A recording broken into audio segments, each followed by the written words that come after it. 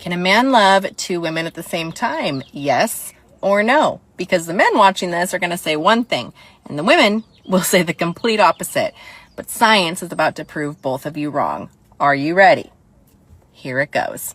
Your brain does not run on one single love system. It runs on three: attachment, romantic attraction, and desire. And they operate completely differently and independently of each other. Attachment is the deep bond, the comfort, the safety, that home feeling. That's the woman he built a life with. Romantic attraction is the obsessive pull, the butterflies, the electricity, the can't stop thinking about how she makes him feel.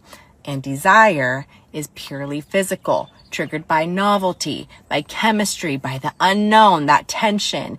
And it operates with almost no connection to love at all.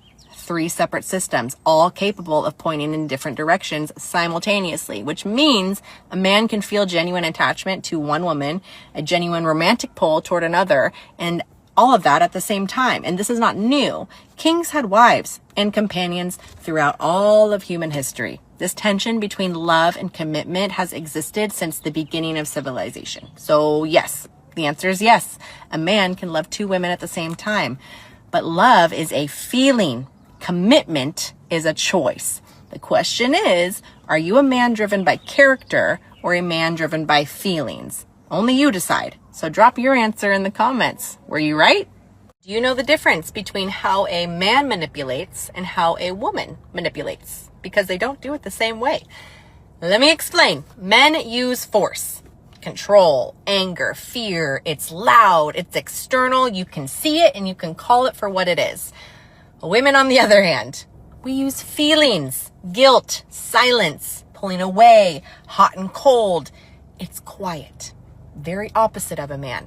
You might sense it, but it might take you months before you can actually call it what it is. And the second you try, you sound a little bit crazy. That's why you never see it coming. Our whole life, we were trained to watch for the yelling, the explosions, but nobody really taught us what it looks like when nobody raises their voice. A manipulative man makes you scared to leave. A manipulative woman makes you feel guilty for wanting to. It's the same cage, just with a different lock. And before you get your panties in a twist, I know there are exceptions to the rule. I understand that. So here's a warning. This stuff, guys, doesn't show up looking like abuse. Half of the time, it shows up looking like love. It's somebody making you feel responsible for how they feel. Maybe somebody testing your loyalty instead of building trust. Sometimes it's screaming. Sometimes it's days of silence. They're all different moves with the same goal: control.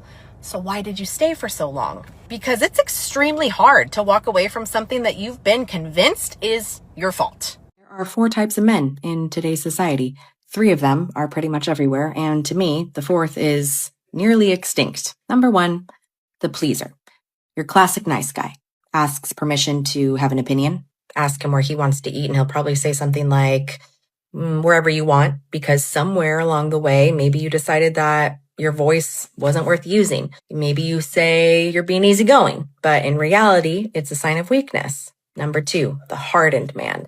The classic tough guy. Maybe some tattoos, hard snare, the macho persona, never opens up, fears vulnerability, confuses being cold with being strong, and maybe somebody hurt him once while he was open. So guess what? He put the armor on and never took it off. He didn't get strong. He got a little scared and dressed it as strength. Number 3, the feminine man. This is the one that is shirtless and flexing in the mirror all over his profile. Obsessed with doing that like a teenage girl. He's also surrounded by plastic women and cheap champagne in every picture.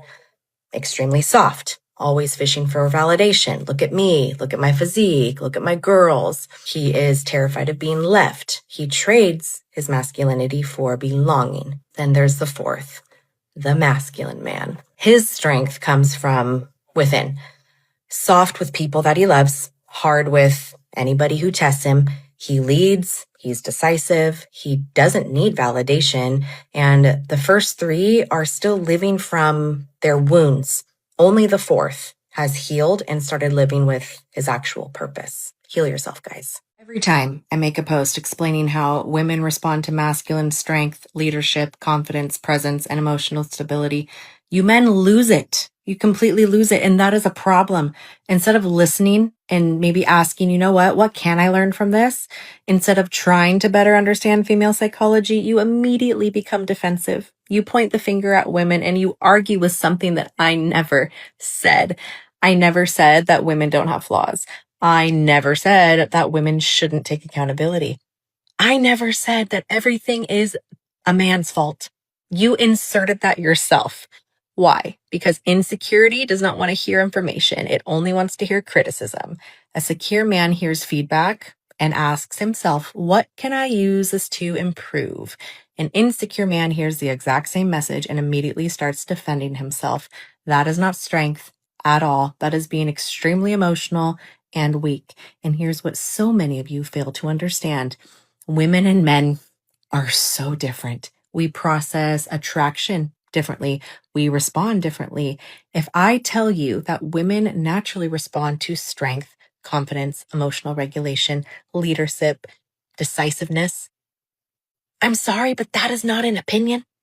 It's so consistent with what we know from psychology, evolutionary biology, research, study after study. Understanding female nature is not an attack on men and vice versa. It's information, and information is only useful if you're emotionally mature enough to receive it, and most of you are not that. And so many of you prove that to me in my comments. You prove my point. The amount of reactivity and victim mentality and blame shifting is a little concerning, and you're asking why women don't respect masculine leadership.